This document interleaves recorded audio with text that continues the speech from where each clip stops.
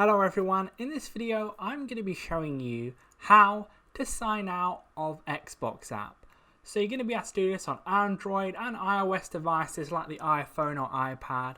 So what you're going to want to do once you're on the home page of the Xbox app here, you're going to want to click on the top left hand corner where you see there's three little lines, click there.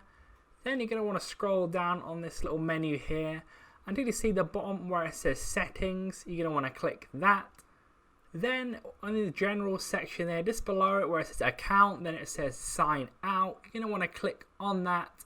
Then you will see here it has signed out. Once you see this screen, you can click sign in and then put in your details after you click continue there to sign into a different account or the account you just signed out of. So leave a like on the video if that did help you out. Subscribe for more videos like this. Click on screen to see more how-to videos on the Xbox app and other videos similar.